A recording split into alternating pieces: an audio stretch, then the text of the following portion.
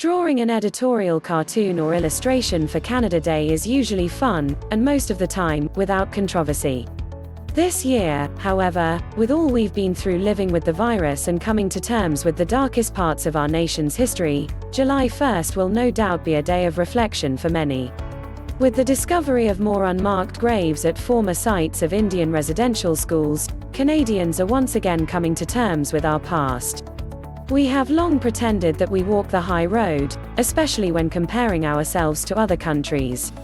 We have prided ourselves in being polite, friendly, and first to come to the aid of others in need, even when we weren't any of those things.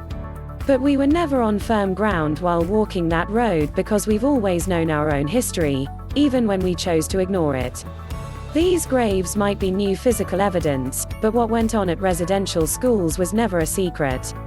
In 1922, Dr. Peter Henderson Bryce wrote a whistleblowing book entitled The Story of a National Crime, an appeal for justice for the Indians of Canada. He had submitted a report in 1907 to the Department of Indian Affairs that was largely ignored. It wasn't until 1958 that Indian Affairs regional inspectors recommended the closure of all residential schools. The last one didn't close until 1996. One of the most overused clichés surrounding Remembrance Day in Canada, when we remember our fallen service members on November 11th, is the phrase, "lest we forget." It has become more of a tagline, something companies can put on their ads, and individuals can share online because they're supposed to.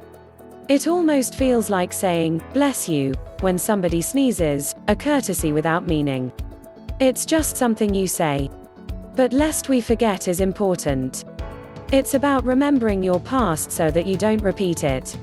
Despite our bad habits on social media, where we are quick to point out the failings of others, comparing our best traits to their worst, there isn't one of us who would have all of our past sins laid bare for public scrutiny. We are fallible and damaged. We are human.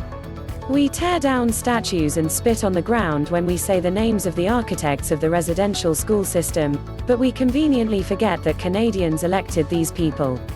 Many of those Native children are alive today, and they're not as old as you might think. This is not ancient history. It happened in our lifetime, much more recently than the world wars we remember each year without fail. We point the finger at our past leaders and say that they should have done something, but that's the easy way out. It's also easy to blame the current leadership and say that it's their fault, but most of the time, that's simply partisan politics. We switch political parties in this country more than we switch vehicles. 100 years from now, our descendants will not look kindly on our inaction. Such is the luxury of hindsight.